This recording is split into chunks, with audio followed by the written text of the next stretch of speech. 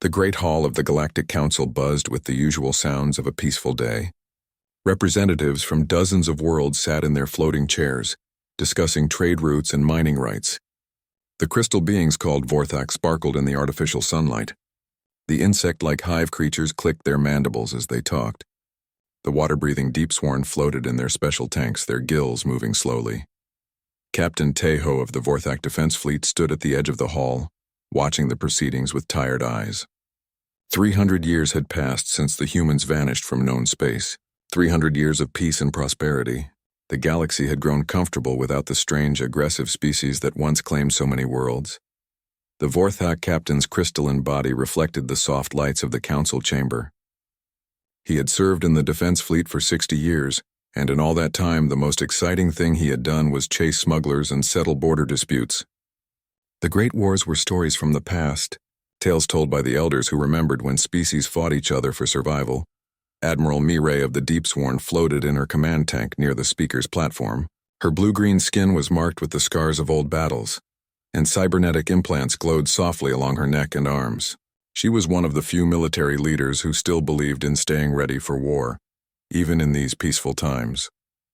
The debate on the floor was about mining rights in the Outer Rim territories. The Kepler Hive wanted to expand their operations, but the smaller species were worried about environmental damage. It was the kind of problem that took months to solve and made everyone feel important while solving it. That was when the emergency alarms began to sound. The soft chimes that usually called for attention were replaced by harsh, urgent warnings. Red lights flashed throughout the chamber as automated voices spoke in a dozen languages. Priority alert. Priority alert. All representatives report to emergency positions. Tejo's communication device crackled to life. The voice on the other end was his fleet commander, and he sounded terrified. Captain, we're receiving distress calls from the rim sectors. Something is attacking our outer colonies. Something we've never seen before. The peaceful chatter in the council hall died away. Representatives looked at each other with confusion and growing fear. It had been so long since anyone had heard real alarm in someone's voice. Admiral Mireille activated her tank's communication system and connected to the fleet networks. What she saw on her displays made her gills stop moving for a moment. Dozens of colony worlds had gone silent in the past hour. Not destroyed in battle, not conquered after a fight, just gone. Show me the sensor data, she commanded her staff. The main display in the council chamber lit up with a map of the galaxy. Red dots marked the missing colonies. They formed a pattern moving inward from the galactic rim like a spreading disease. Whatever was causing this moved fast and left nothing behind. The first visual reports came from a trade ship that had been near one of the attacked colonies. The ship's captain was a veteran Vorthak trader named Jun Ho, and his voice shook as he described what he had seen. They came out of nowhere, he said over the communication channel. Ships that looked alive, not made of metal or crystal or any material we know. They moved like living things, bending and flowing. They surrounded the colony's defense platforms and just absorbed them. The council chamber fell completely silent. Even the background hum of life support systems seemed too loud. The colony had 2 million inhabitants, Junho continued. Agricultural world, peaceful people. The ships landed and started spreading across the surface. Within hours, everything was gone. The buildings, the people, the plants, even the soil. They stripped the planet down to bare rock. Tejo felt his crystalline structure vibrate with fear. In all the stories he had heard about ancient wars, nothing had ever been described like this. Even the most violent species in galactic history had reasons for fighting. They wanted territory or resources or revenge. This sounded like something else entirely. More reports flooded in over the next few hours. The attacking ships were described as biomechanical creatures, part machine and part living organism. They didn't just destroy colonies, they consumed them. Everything from the surface was taken. People, buildings, animals, plants, even the minerals in the ground. The worst part was how they adapted.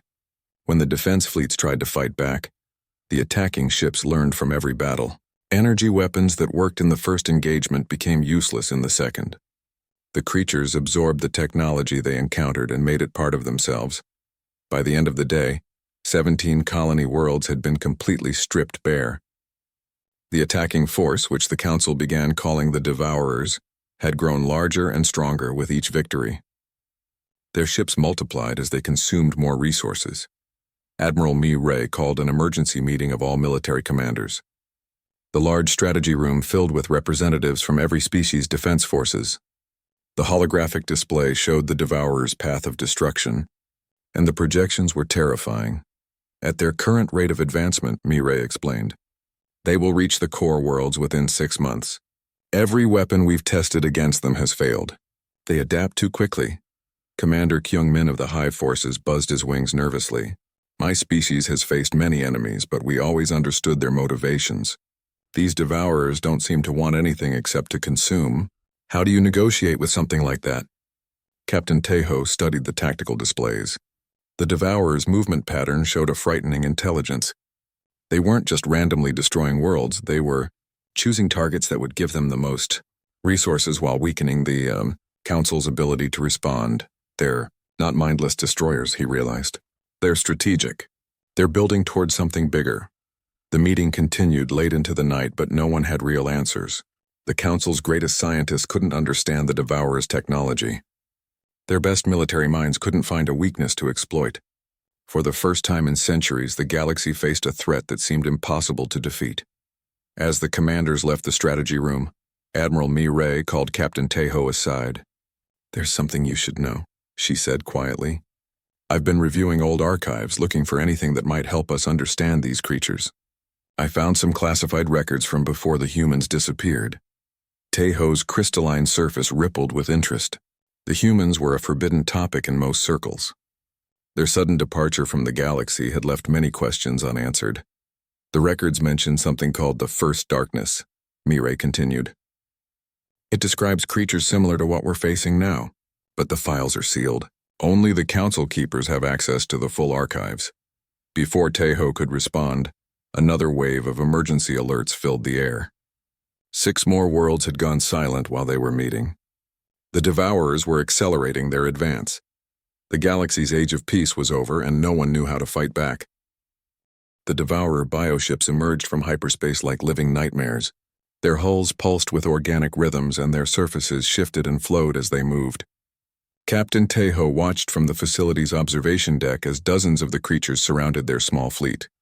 They found us faster than expected, Admiral Mi Ray said, her gills fluttering with stress.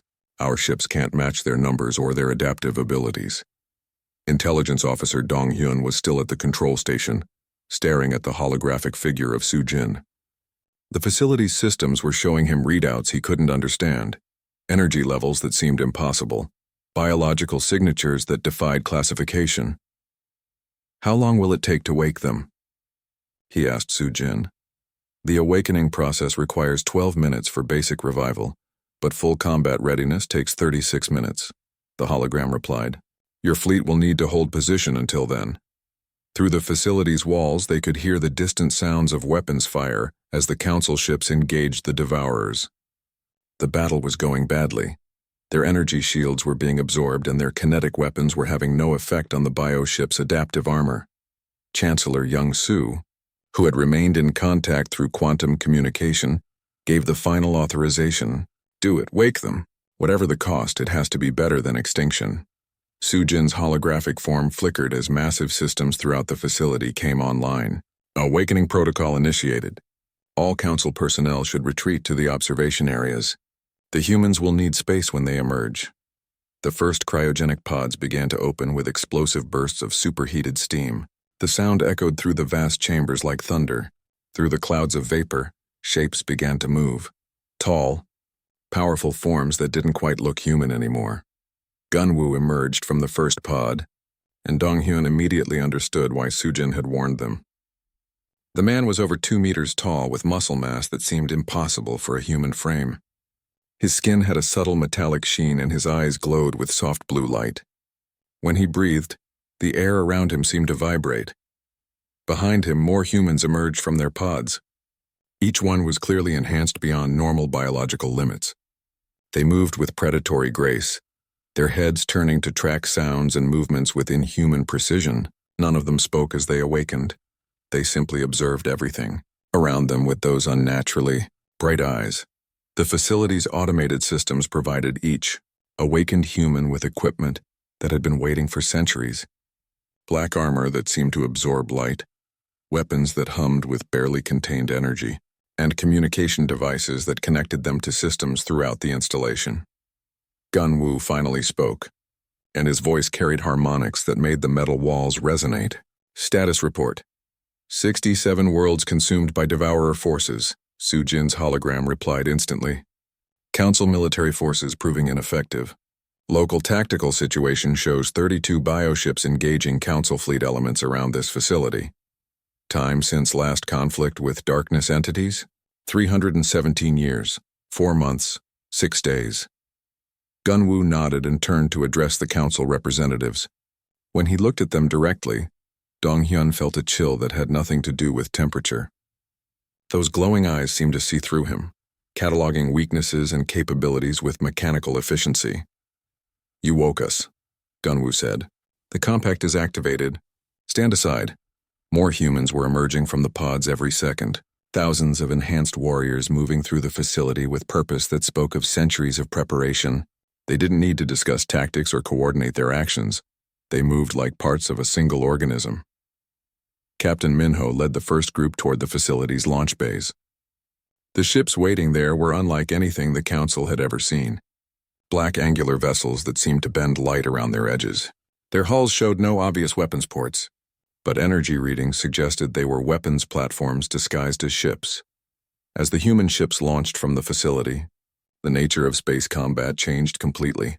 The Council vessels had been fighting defensively, trying to avoid damage while looking for weaknesses in the Devourer's adaptive systems. The humans had no such concerns. Minho's squadron accelerated directly toward the largest bioship cluster. When the Devourers fired their absorption weapons, expecting to drain the ship's energy and add it to their own power, something different happened. The human ship's shields didn't just resist the absorption, they reversed it, turning the Devourer's own weapons against them. "Impossible," breathed Captain Taeho, watching from the facility's tactical center. "How are they doing that?" So Young, who had taken position at a control station that connected her directly to the facility's combat systems, answered without looking away from her displays.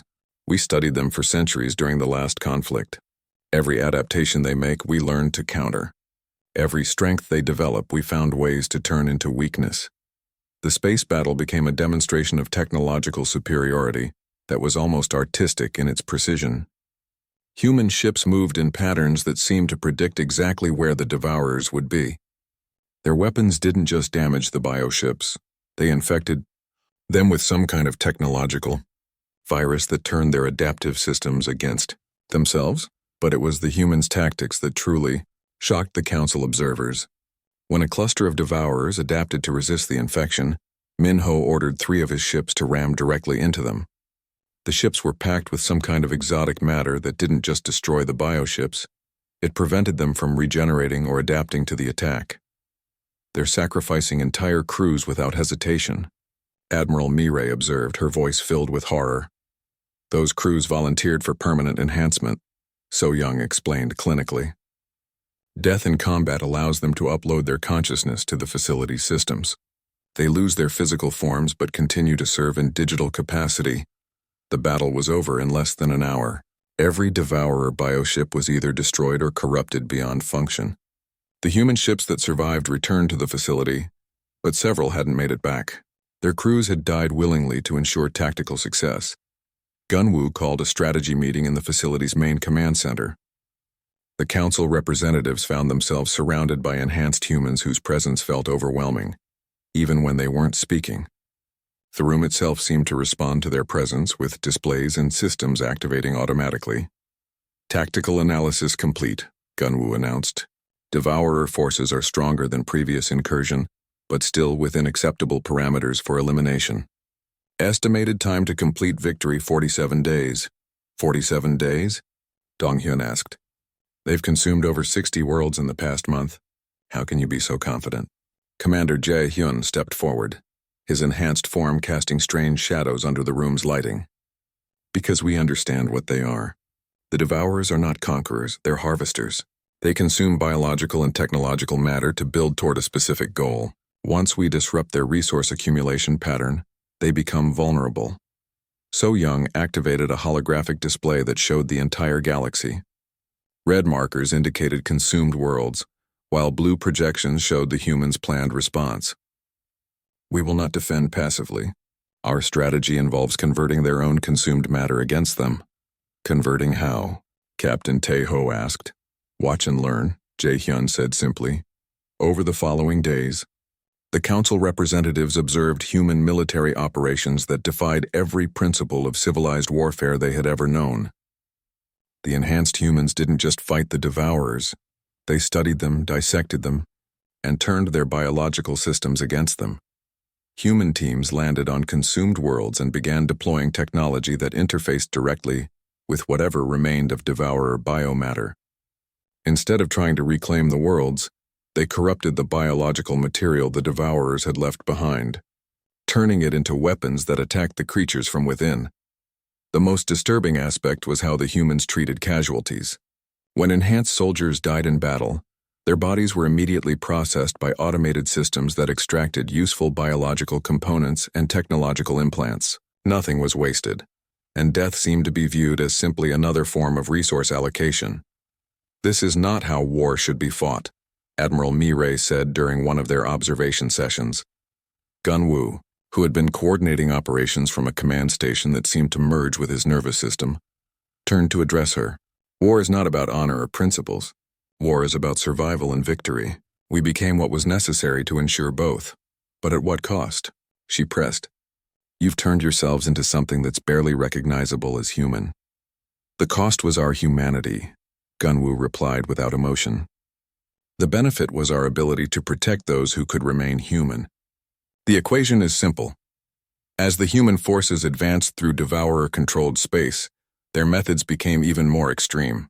They deployed weapons that turned the creatures' adaptive biology against them, created hybrid technologies that corrupted devourer bioships from within, and used tactics that seemed designed to cause maximum psychological impact. The human war machine moved through the galaxy like a force of nature.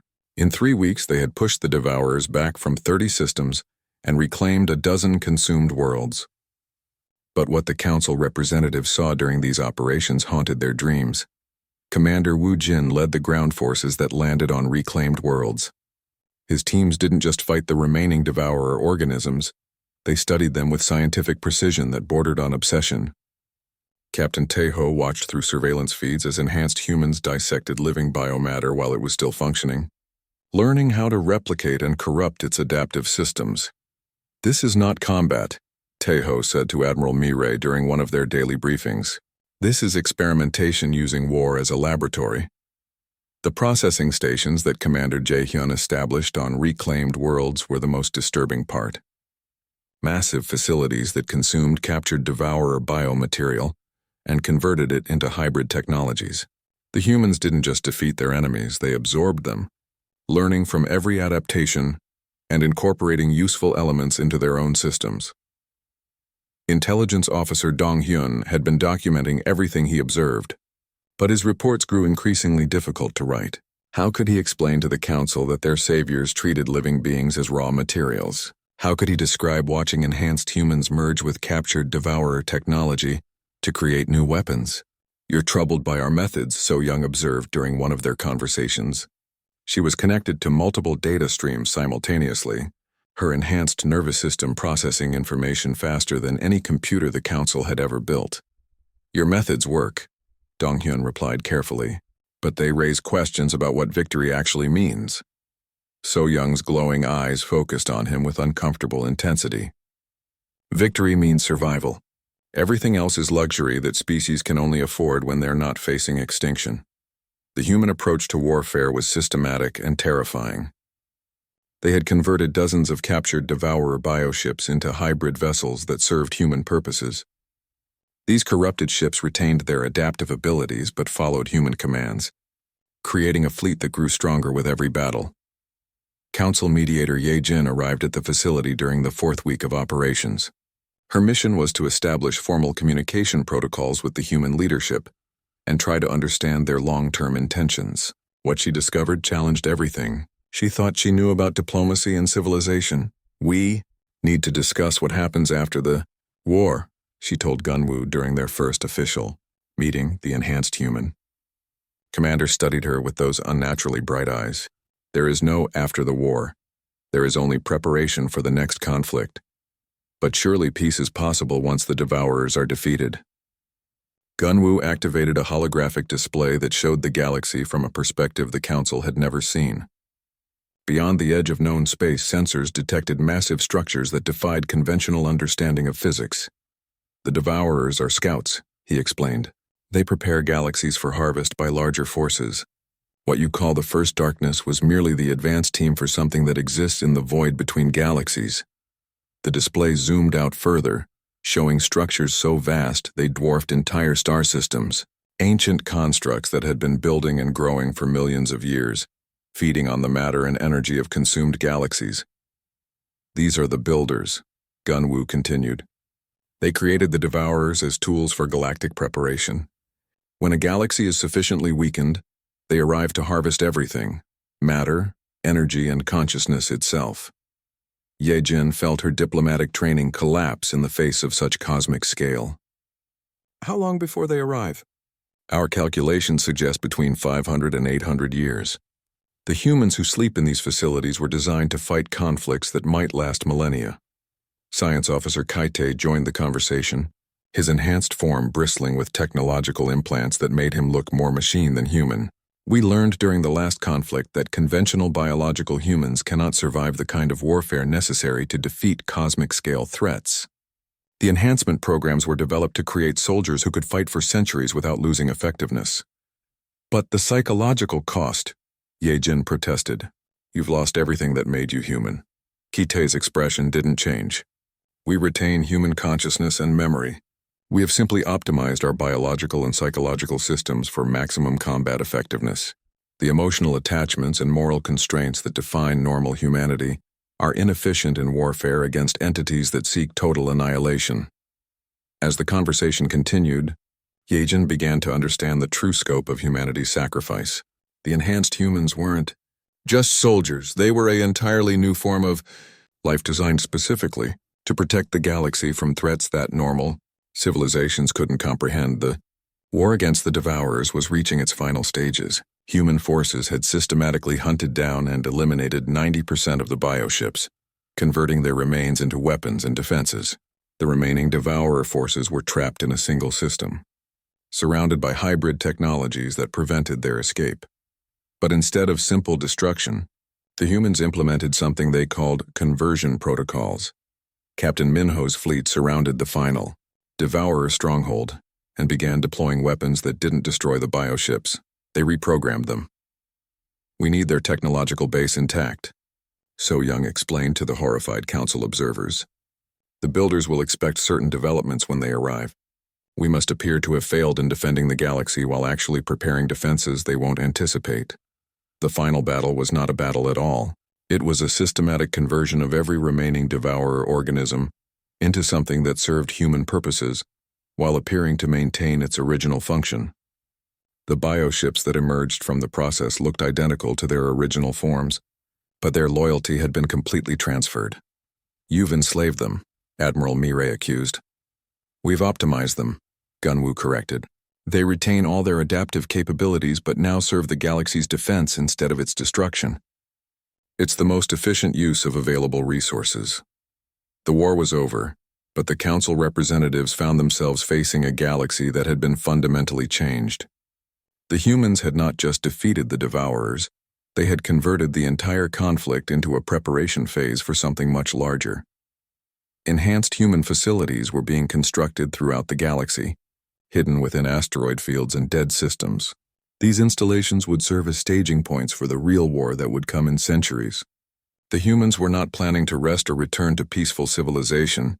They were preparing for perpetual conflict. What about us? Chancellor Young-Soo asked during the final strategic briefing. What role does the Council play in your plans? Commander Jae-hyun activated displays showing the entire galactic population.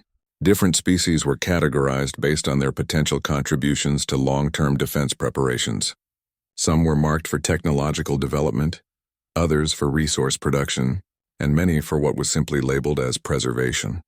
The Council species will continue their civilizations as they always have, Jae-hyun explained. but certain modifications will be necessary to ensure optimal resource allocation and defensive preparation. Modifications? Voluntary enhancement programs for those suited to military service.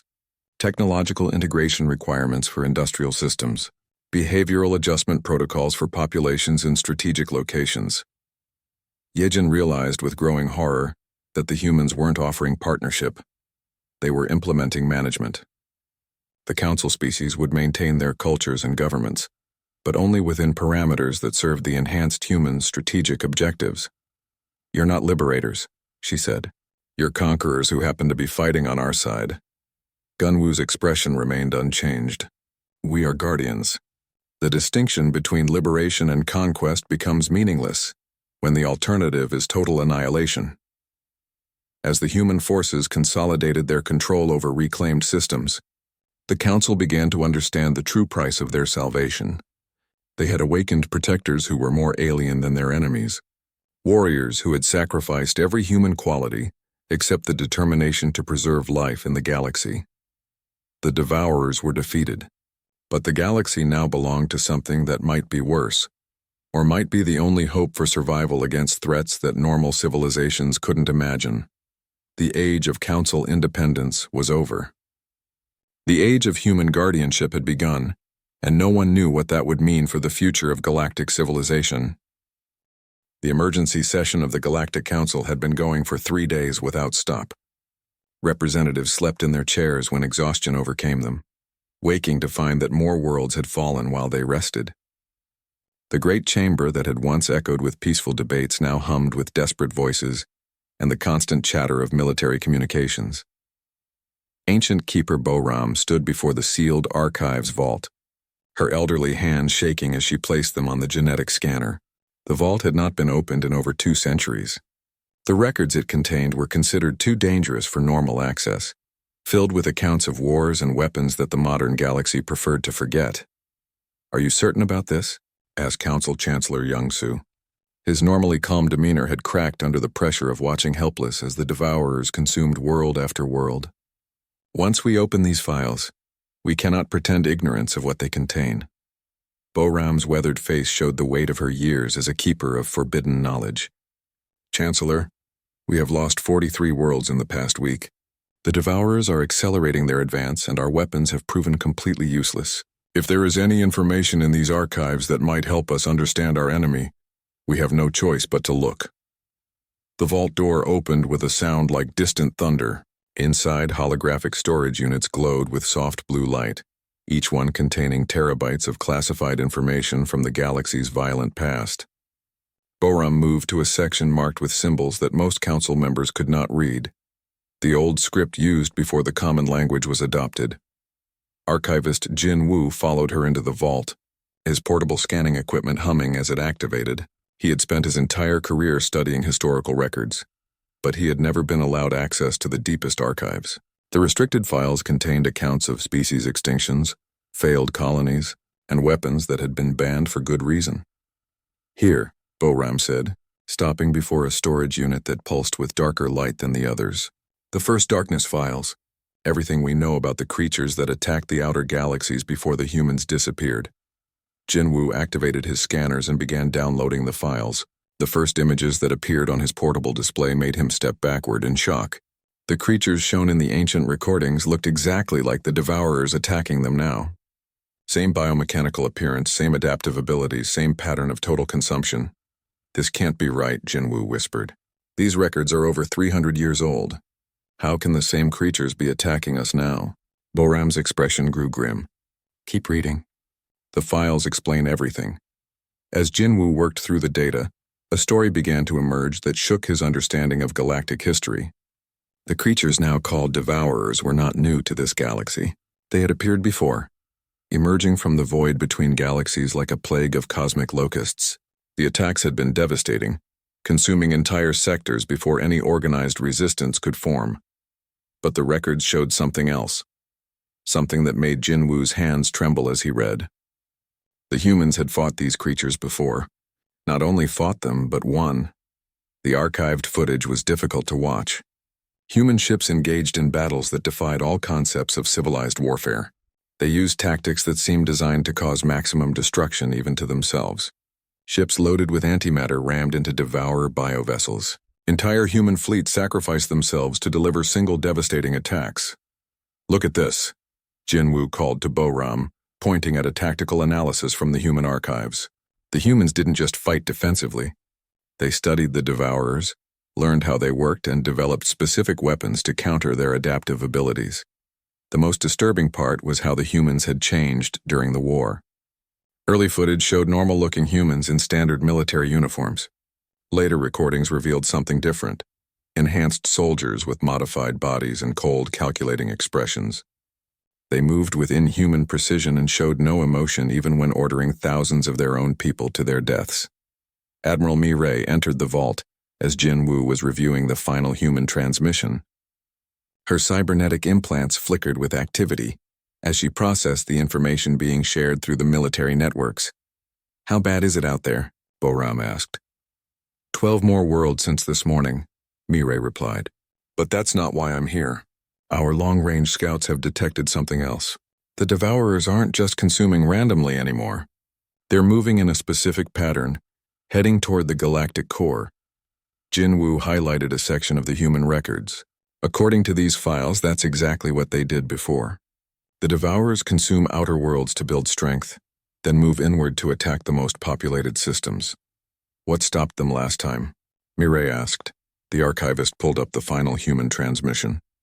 The image showed a woman in a black military uniform standing on the bridge of a massive ship. Her eyes had an unnatural glow and her voice carried harmonics that seemed wrong for a human throat. "I am Admiral Haewon of the Human Defense Fleet," the recording began. "If you are viewing this transmission, the first darkness has returned. We succeeded in driving them back, but the cost was everything we were. We are no longer human in any way that matters." The transmission continued with coordinates to something called Project Lazarus.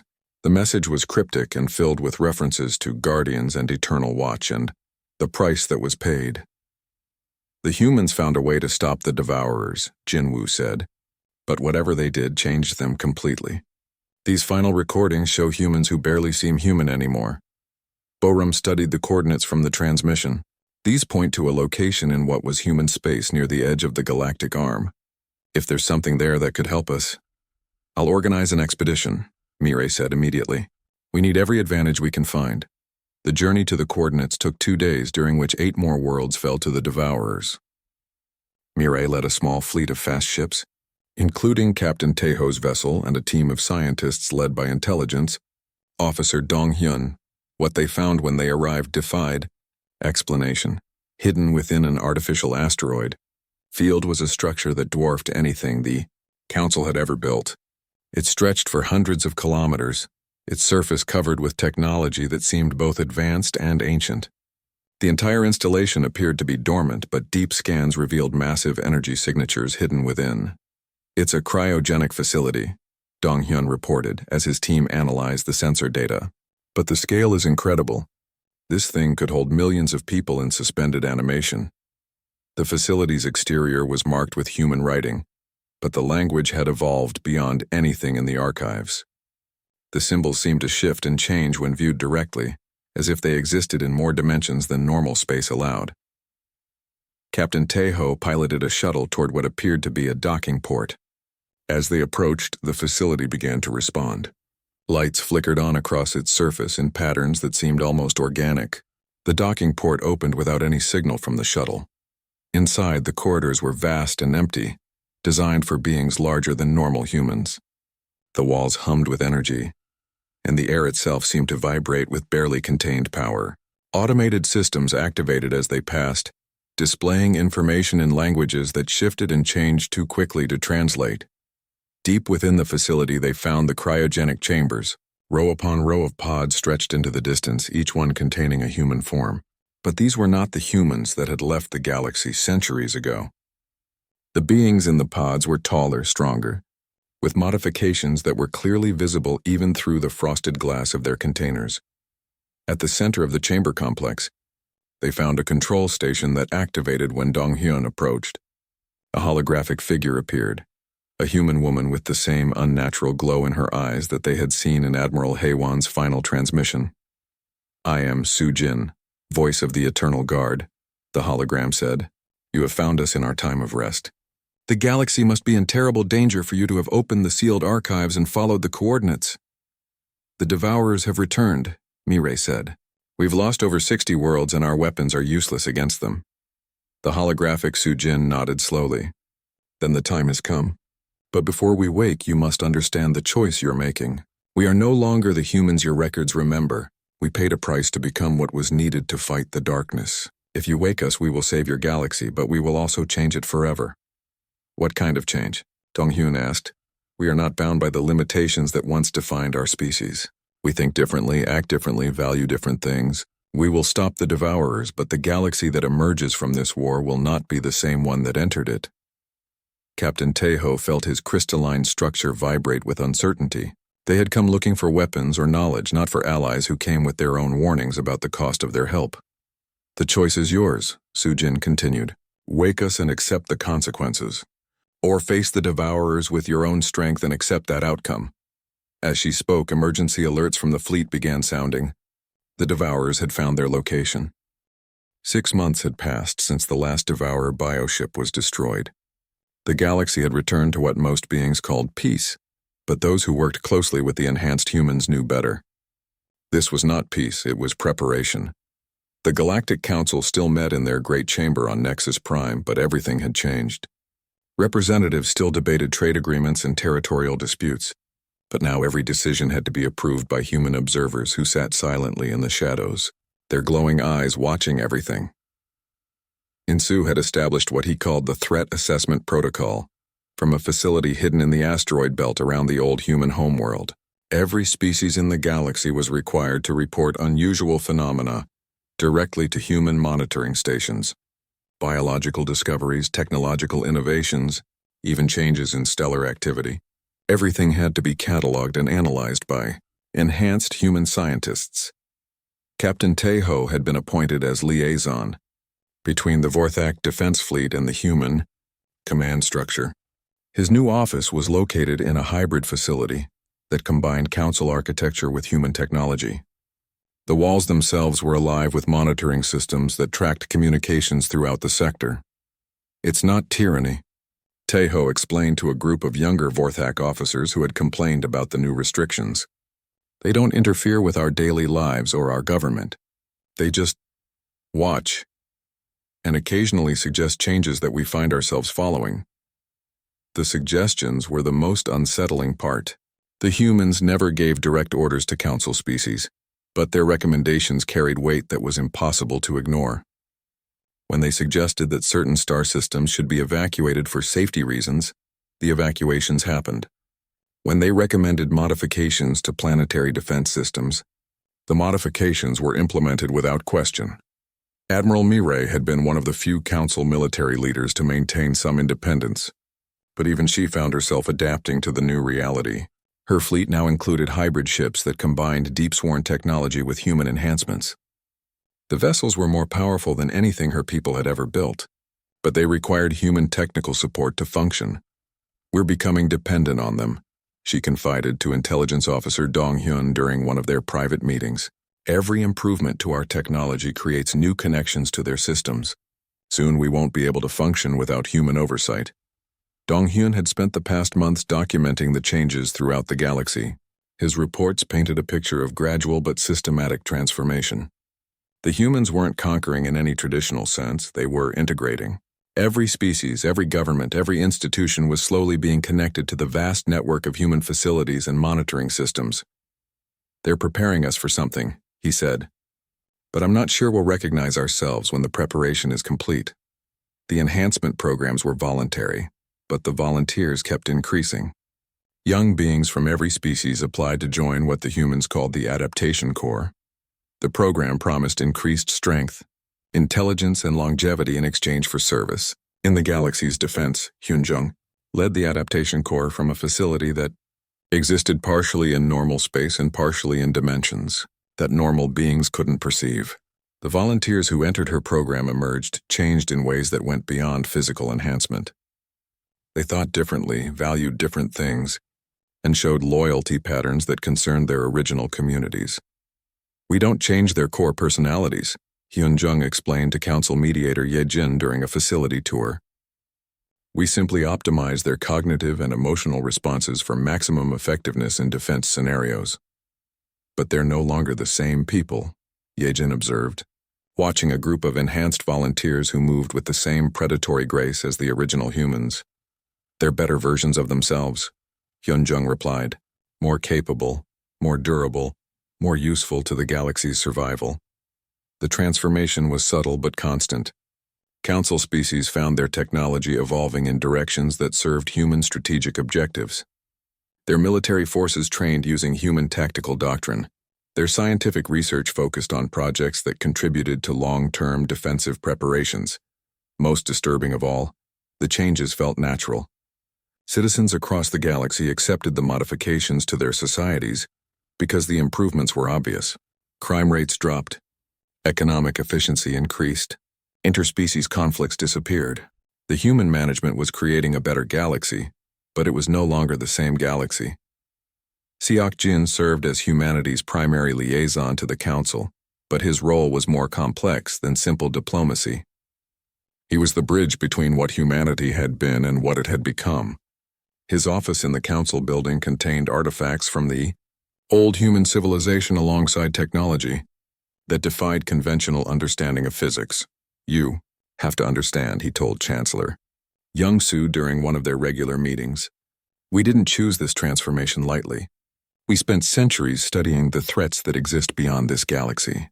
The builders, the entities that created the devourers, represent just one category of cosmic predator." Young-soo studied the holographic displays that showed the void between galaxies. The structures out there seemed to pulse with malevolent intelligence, growing larger with each passing year. "How many others are there?" "Our estimates suggest at least 17 distinct cosmic-scale entities that pose existential threats to galactic civilization. Some consume matter and energy. Others harvest consciousness itself. A few seek to reshape reality according to their own designs." "And you believe the enhancement programs will help us fight these things?" Seok-jin's expression showed something that might have been regret. "The programs will help some individuals survive what's coming. But the larger goal is to transform the galaxy itself into something that can resist cosmic-scale threats." The conversation was interrupted by alarms from the Council's monitoring systems. Reports were coming in from the galactic edge. New structures had appeared in the void, different from the builder constructs but equally massive. "It begins again," Seok-jin said quietly, his enhanced senses already processing tactical data that normal beings couldn't perceive. "Another threat, another test of our preparations." Within hours, enhanced human forces were mobilizing throughout the galaxy. But this time they weren't acting alone. The modified council fleets moved with them, using hybrid technologies and enhanced crew members, the adaptation corps. Volunteers took positions in command centers that had been prepared for this moment. The galaxy that responded to the new threat was no longer the same one that had awakened humanity 6 months earlier. It was stronger, more unified, more capable, but it was also something entirely different from what it had been. Deep in the hidden archives, ancient keeper Boram made her final entry in the historical records. "The Council awakened humanity to save us from the Devourers. They succeeded, but the cost was everything we were. We are safe now, but we are no longer ourselves. Perhaps this was always the only choice. Become something else or become nothing at all." In the facility where the enhanced humans had first awakened, Yoon-ji made her own record. She was one of the last unenhanced humans, preserved to maintain connection to what humanity had once been. "This was always the plan," she said to the recording system. "Humanity chose to become monsters so that no one else would have to. We paid the price for the galaxy's survival, and we will continue paying it for as long as necessary." The galaxy faced its new threat with confidence and capability that would have been impossible before the awakening. But as the enhanced fleets moved toward the galactic edge, every being in the galaxy understood that they were no longer fighting for the civilization they had known. They were fighting for something new, something that existed because humanity had chosen to sacrifice its own nature to create guardians who could protect what others could not. The price had been paid, the transformation was complete, and the eternal watch had begun. In the void between galaxies, ancient intelligences that had consumed countless civilizations prepared for their next harvest. But this time they would find a galaxy that was ready for them, a galaxy that had become something they had never encountered before. The age of innocence was over. The age of guardianship had begun, and somewhere in the depths of space, enhanced humans who were no longer quite human, prepared for wars that might last until the end of time itself.